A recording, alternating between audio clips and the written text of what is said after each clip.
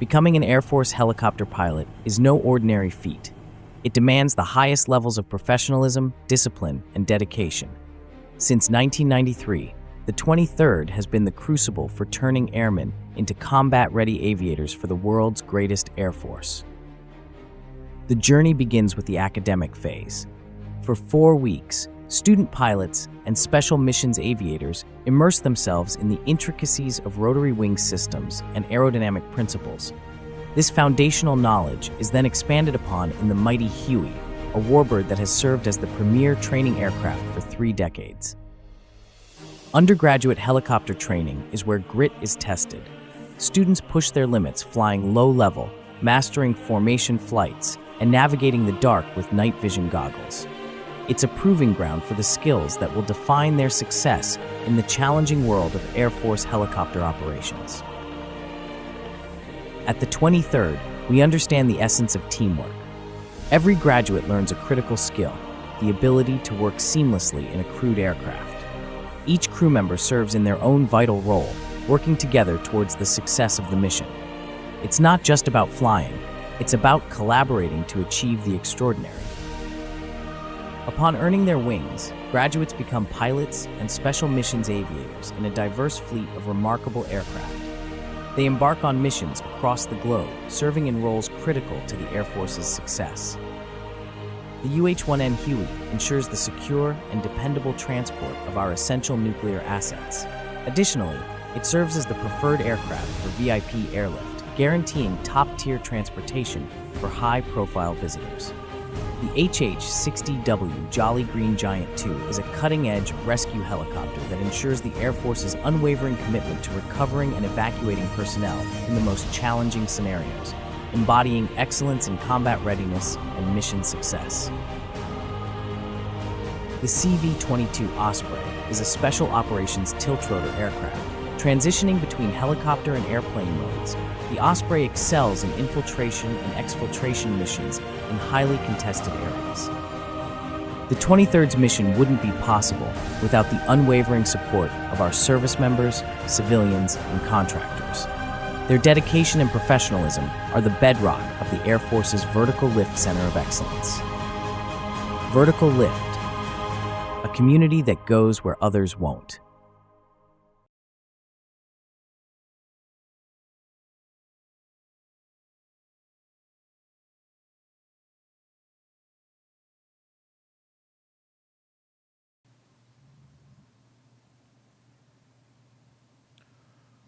Good afternoon, ladies and gentlemen, and welcome to the graduation of Undergraduate Helicopter Training Class 2511.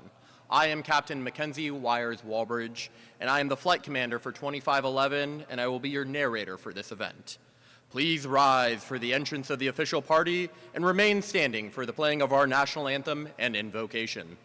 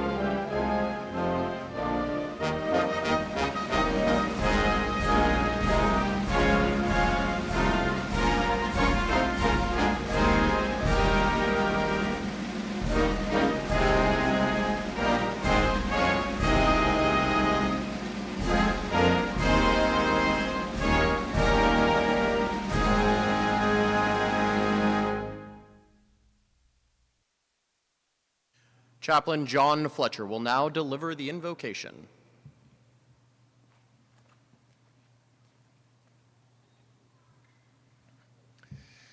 Let us pray. As we gather here this morning to celebrate the remarkable achievements of those outstanding individuals, let us take a moment to reflect and pray. Lord, I thank you for the mentors who have guided these pilots and for their families who have supported them. May we honor the sacrifices made by those who serve, and may the lessons learned here propel our graduates into their future endeavors. May the winds of fortune be ever at their backs, the skies be clear, and their flights be safe. And may the blessing of Almighty God be with each and every one of you now and forever. Amen.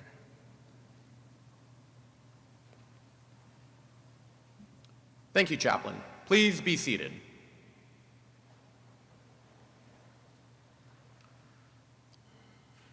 Ladies and gentlemen, I present to you the commander of the 23rd Flying Training Squadron, Lieutenant Colonel Cindy Tope.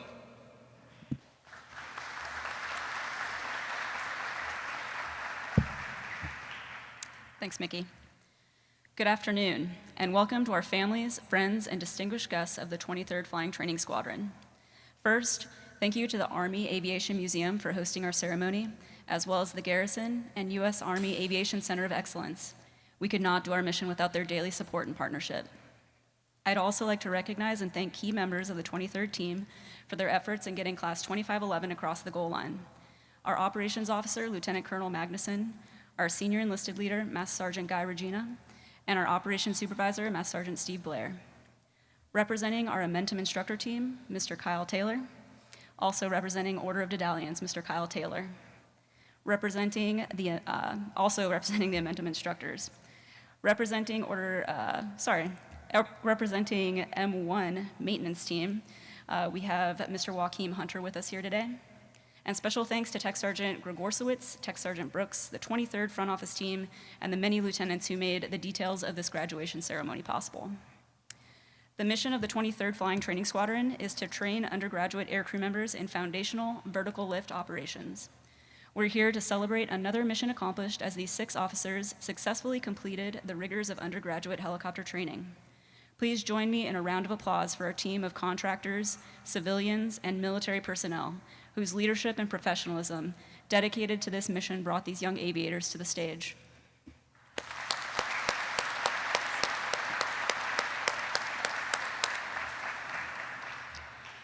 And finally, to the friends and families of our graduates. The strong foundation provided by years of your guidance and care got them here today. This is not the first significant milestone that they've reached in their careers, and it will not be the last. Thank you for everything you've done and will do to support them as they continue to excel in our Air Force. The graduation speaker today is Lieutenant Colonel John D. Larson, Commander, 58 Training Squadron, 58 Special Operations Wing, Kirtland Air Force Base, New Mexico. He directs a team of 400 officers, enlisted, civilians, and contractors to operationalize a $1.6 billion contract, 14 facilities, and 33 training devices that contribute to training 1,200 aircrew members in the AC-130J Ghost Rider gunship, the MC-130J Commando II, the HC-130J Combat King II, the CV-22B Osprey, the UH-1N Huey, the HH-60 Whiskey Jolly Green II, to feed 8 MAJCOMs. Lieutenant Colonel Larson earned his commission through the United States Air Force Academy in May 2007. He graduated from pilot training in July 2009 and served for 18 years in rescue assignments as a graduated Air University Fellow. Prior to his current position, Lieutenant Colonel Larson served as branch chief for combat rescue helicopter requirements at Headquarters Air Combat Command. Lieutenant Colonel Larson has deployed 4 times in support of Operation Enduring Freedom in Afghanistan and supported humanitarian assistance and disaster response operations in support of Operation Tomodachi in Japan. He is a command pilot with over 2,000 flight hours and over 400 combat hours. He is an aircraft instructor and evaluator and has served a decorated career as both an aviator and a leader. Lieutenant Colonel Larson, thank you for being here today to share your wisdom and experience with our graduates. Ladies and gentlemen, Lieutenant Colonel Larson.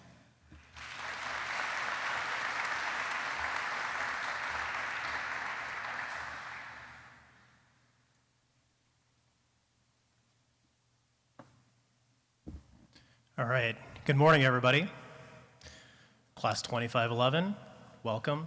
Today is a big, big day. Senior leaders, commanders, SELs, dignitaries, welcome. Moms, dads, husbands, wives, family members, spouses, loved ones, friends. Welcome and thanks for coming. It's not lost on anyone that many of you have traveled far and wide to come here and honor Class 2511 today, and we greatly appreciate it. And of course, to the men and women of the 23rd FTS, instructors, support personnel, Aviation and arms folks, MTLs, maintainers, contractors, registrars, the entire team.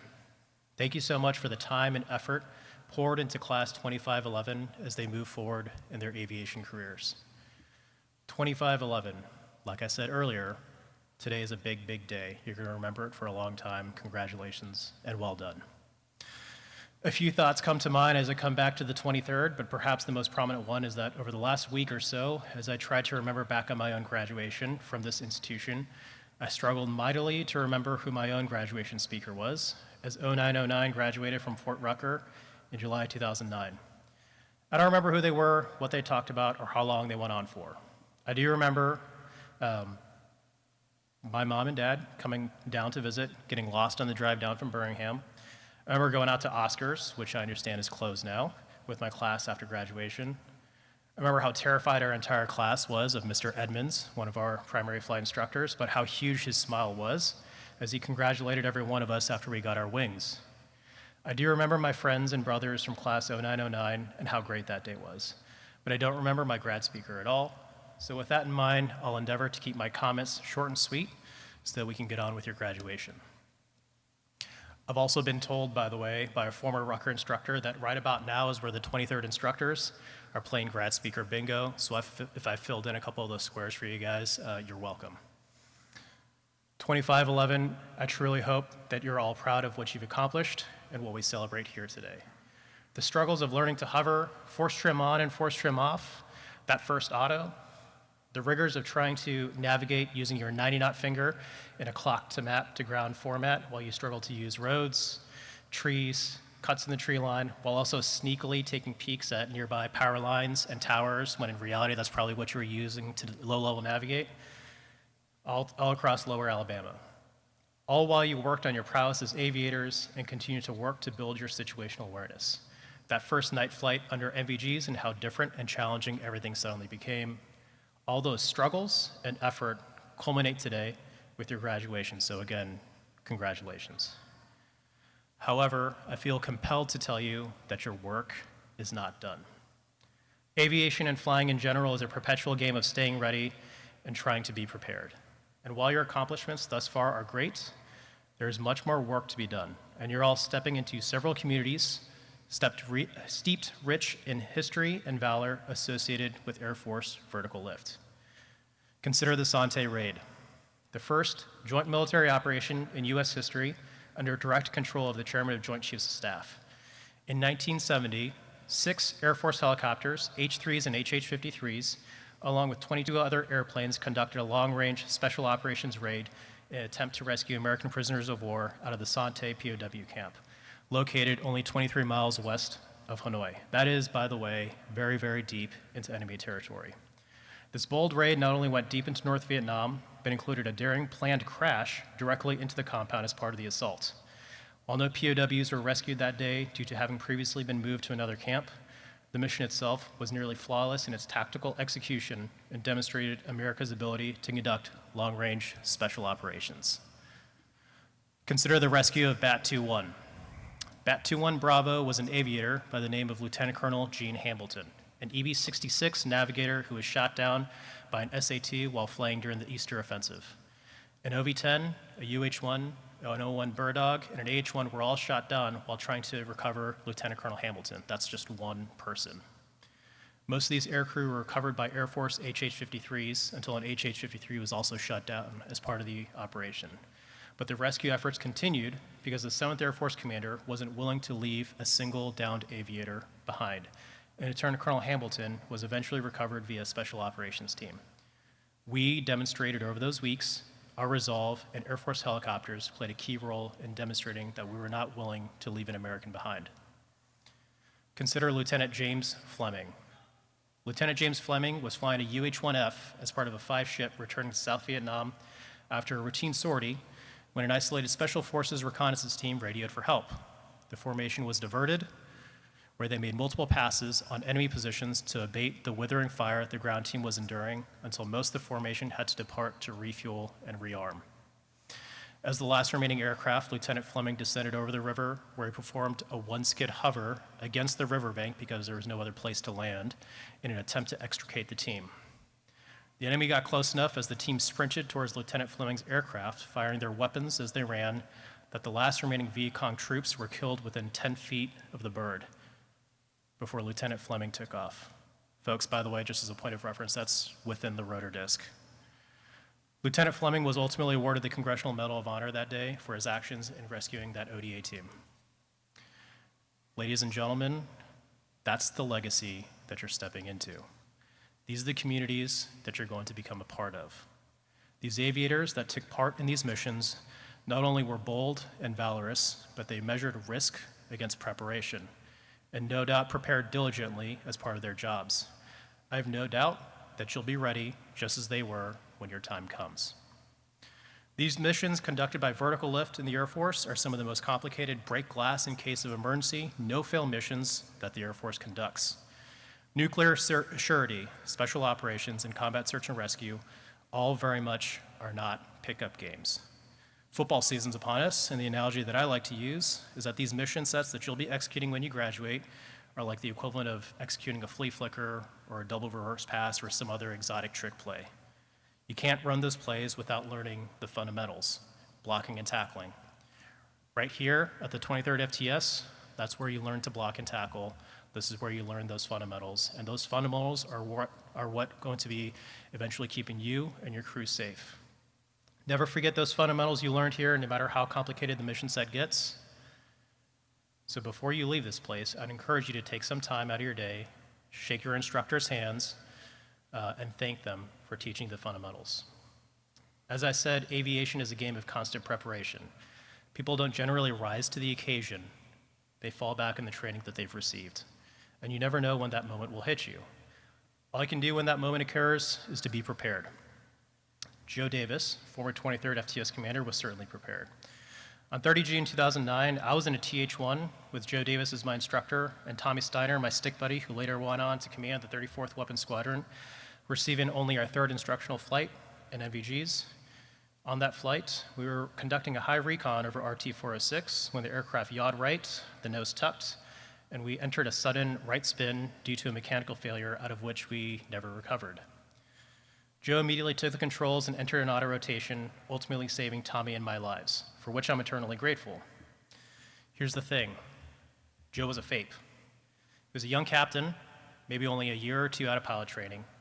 He had the tools and sufficient training, even at that point as a young aviator, to know exactly what to do, how to do it, and when to do it. And ultimately, we all walked away that night unscathed. You've received that same training. You'll receive more training as you leave this place and come join me at Kirtland. Take the training seriously. Aviation, like anything else, is about getting sets and reps.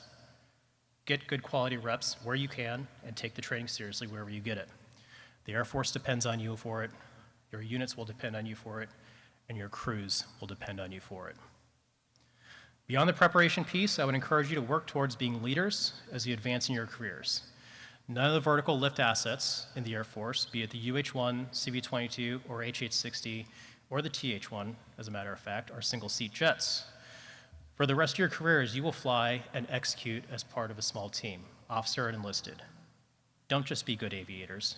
Be good leaders, be good teammates, be good crew dogs. Take care of your people and always keep their welfare in mind, be it the other pilots, or the SMAs, or the myriad support personnel that are helping you to get into the aircraft and get it airborne.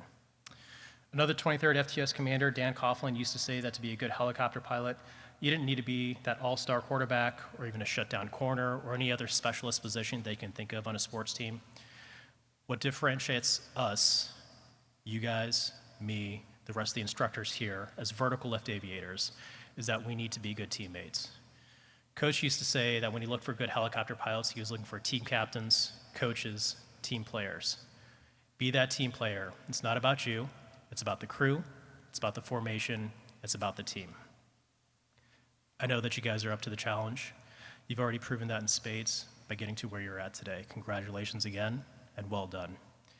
Enjoy the day, revel in it, relish it, celebrate with your friends and family, thank your instructors, and then get ready for the next step.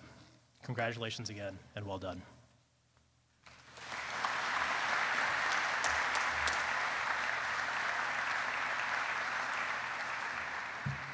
At this time, Class 2511 will receive their wings and certificates. Major Conrad Lutz was born and raised in State College, Pennsylvania. He earned his commission from the ROTC program at Pennsylvania State University, where he graduated with a Bachelor's of Science in Security and Risk Analysis. Prior to UHT, Major Lutz served as the Operations Officer in the Joint Targets Squadron, Joint Special Operations Command Intelligence Brigade, Fort Bragg, North Carolina. He will be flying the UH-1N with the 1st Helicopter Squadron at Joint Base Andrews, Maryland.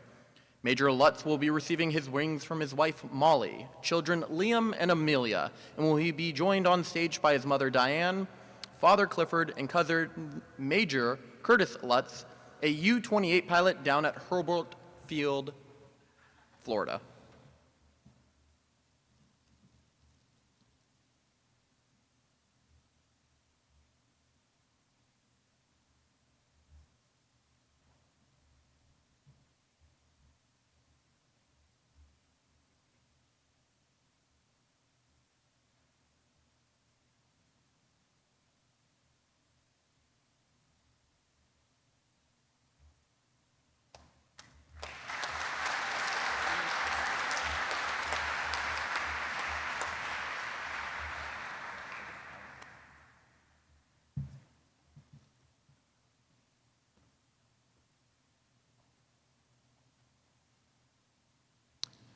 Captain Tai Lung was born in Long Son, Vietnam, and raised in John Creek, Georgia. He earned his commission from the ROTC program at the Citadel, the Military College of South Carolina, with a Bachelor's of Science in Computer Science. Prior to UHT, Captain Lum served as the Operations Flight Commander in the 492nd Special Operations Support Squadron, Duke Field, Florida. He will be flying the CV-22 with the 58th Training Squadron at Kirtland Air Force Base, New Mexico. Captain Lum will be receiving his wings from his mother, Kariga, stepfather Mike, sister Mia, and will be joined on stage by his grandmother Sue, grandfather Mike, and grandmother Joanne.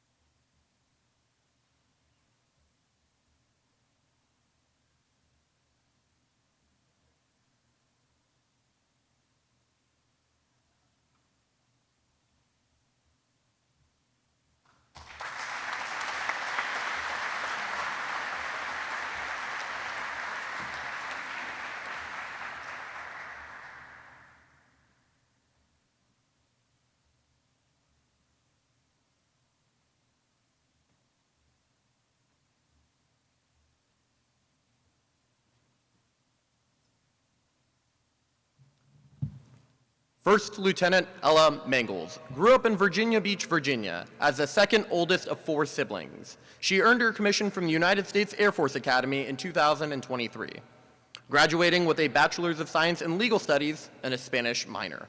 Prior to UHT, Lieutenant Mangles served as the Academy's admission advisor attached to the 337th Recruiting Squadron at Shaw Air Force Base, South Carolina. She will be flying the HH-60 Whiskey with the 41st Rescue Squadron at Moody Air Force Base, Georgia. Lieutenant Mangles will be receiving her wings from her mother, Alicia, and her father, John. Will be joined on stage by her grandmother, Sandra, sister Caroline, and her nephew, Colby.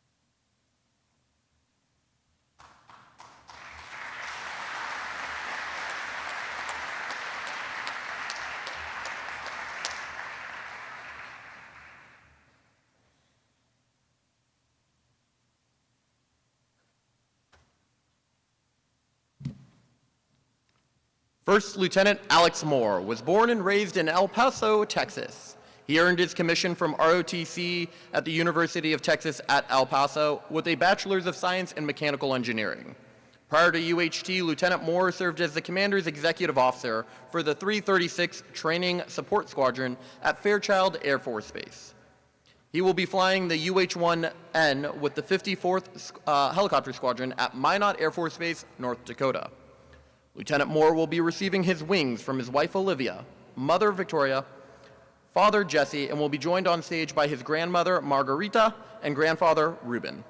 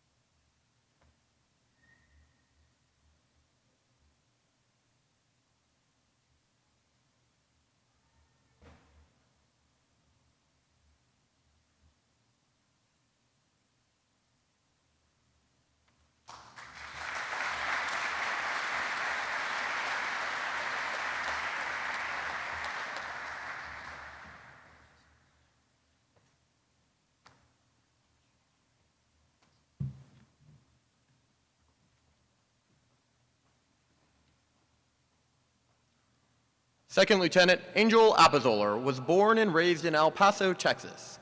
He earned his commission through the ROTC program at Embry-Riddle Aeronautical University, where he graduated with a Bachelor's of Science in Unmanned Aircraft Systems. He will be flying the UH-1N with the 1st Helicopter Squadron at Joint Base Andrews, Maryland.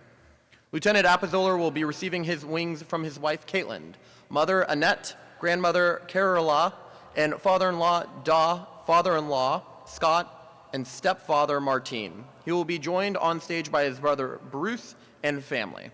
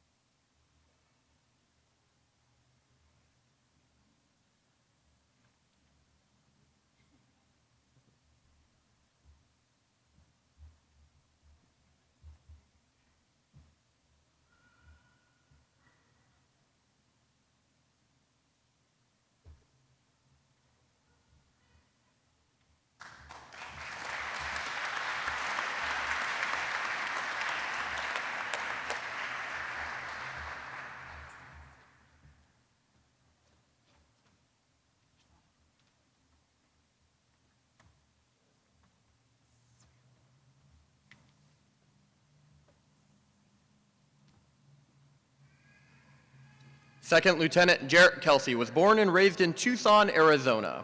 He earned his commission through the Officer Training School at Maxwell Air Force Base, Alabama. He graduated with a Bachelor's of Science in Public Service and Policy from the Arizona State University and a Master's of Science in Leadership from Grand Canyon University. Prior to UHT, Lieutenant Kelsey held a career of public safety as a 911 operator and working for the city of Tucson. He will be flying the HH-60 Whiskey with the 305th Rescue Squadron, Davis-Monthan Air Force Base, Arizona. Lieutenant Kelsey will be receiving his grandfather's wings, Jack Cole, a Korean War B-29 bomber pilot. He will be receiving those wings from his wife Caitlin, mother-in-law Laurie, father Jerry, sister Nicole, brother-in-law Eric, and father-in-law Mark.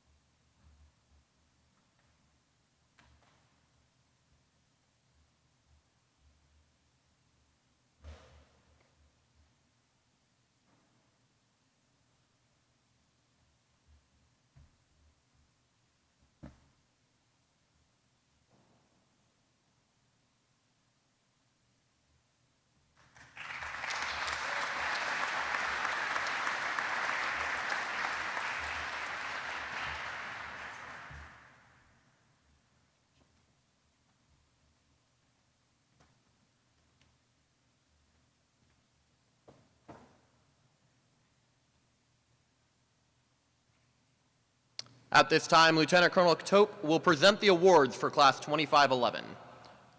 The Military Leadership Award is an award based on military bearing, integrity, leadership, professionalism, and dedication. Each student in the graduating class, along with the staff of the 23rd Flying Training Squadron, provides their inputs to the commander. The commander then selects the most deserving student for this award. The recipient of the Military Leadership Award is Captain Ty Lum.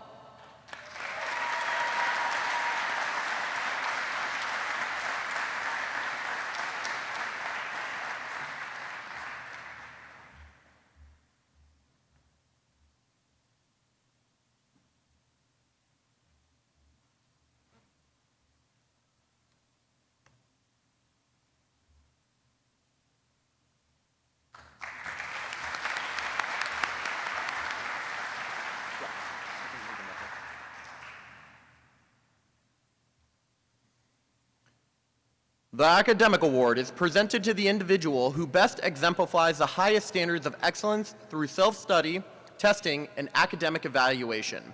The students are tested in 6 demanding subject areas. The Academic Award is given to the member with the highest academic exam mass. In the event of a tie, flight line quizzes are used as a tiebreaker.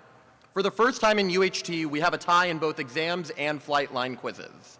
The recipients of the Academic Award are Major Conrad Lutz and Captain Ty Lum.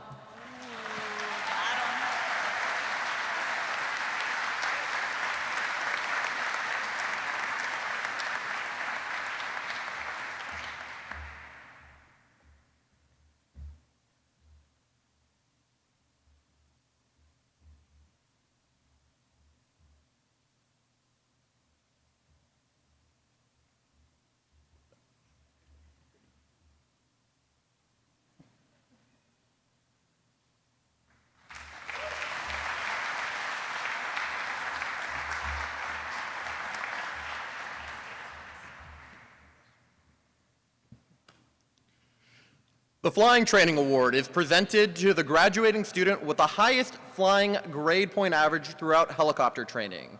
This involves both not only daily rides, but also check rides. The recipient of the Flying Training Award is Major Conrad Lutz.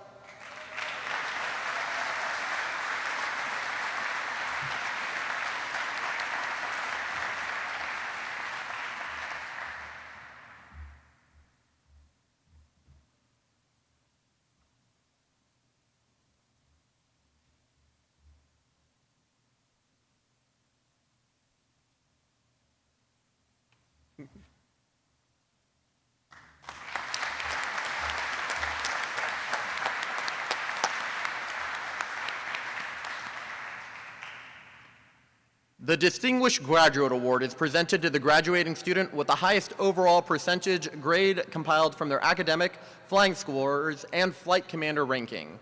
The recipient of the Distinguished Graduate Award is Major Conrad Lutz.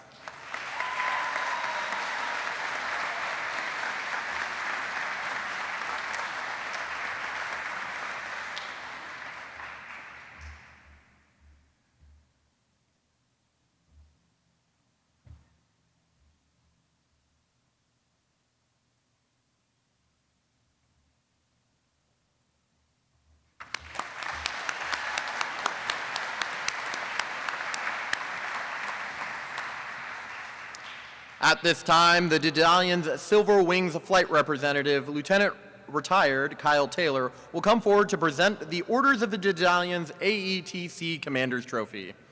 This award is given to a graduating student who clearly demonstrates superior airmanship and several qualities unique to Dedallions. The recipient of the Order Dedallion's AETC Commander's Trophy Award is Major Conrad Lutz.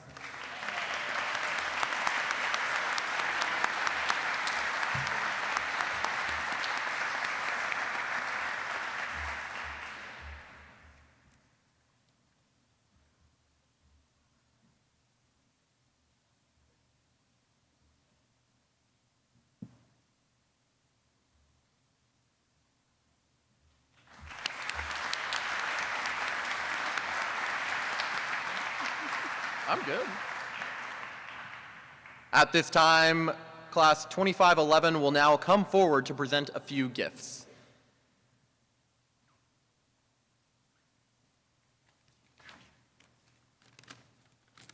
Hello. Good morning, everyone. As a prior intel officer, I'm good at giving briefings, not speeches, so we'll see how this goes. On behalf of 2511, we'd like to give a few extra words of thanks and present a few gifts.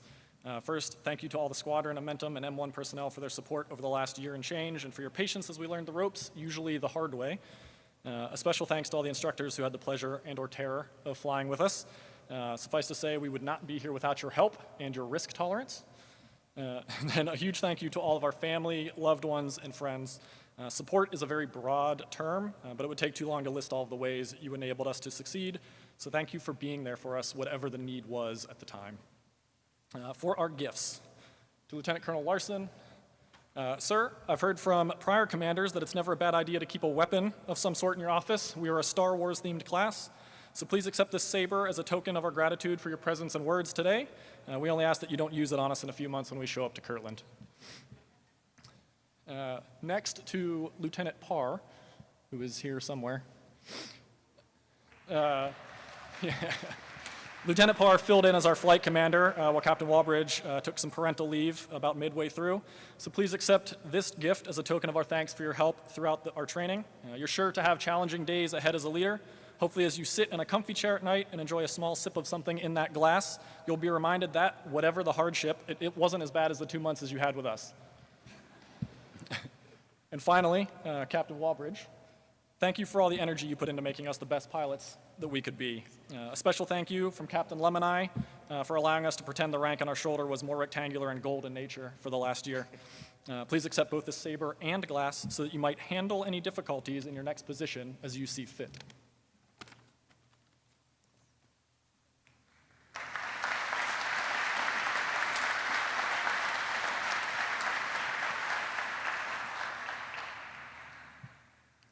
Ladies and gentlemen, I am proud to present to you the United States Air Force's newest helicopter pilots, Undergraduate Helicopter Training Class 2511.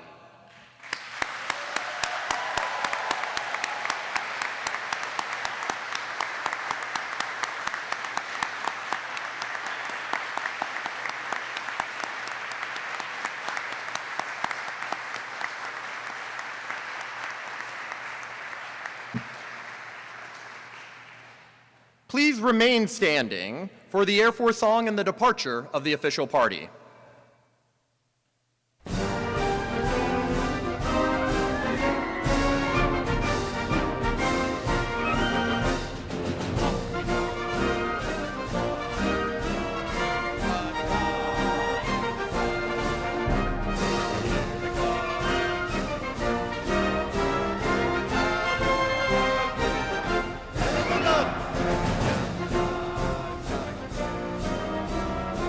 Up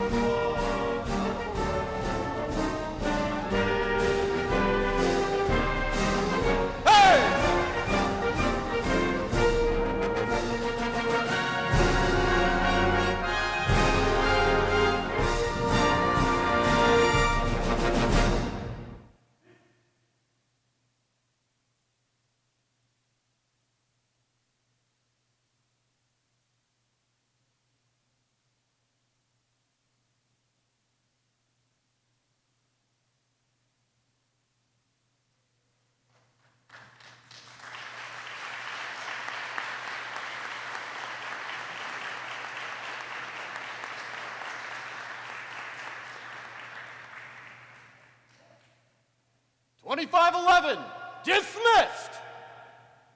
Ladies and gentlemen, this concludes the graduation ceremony. We invite you to join Lieutenant Colonel Tope and Lieutenant Colonel Larson in congratulating Class 2511. Thank you for joining us today.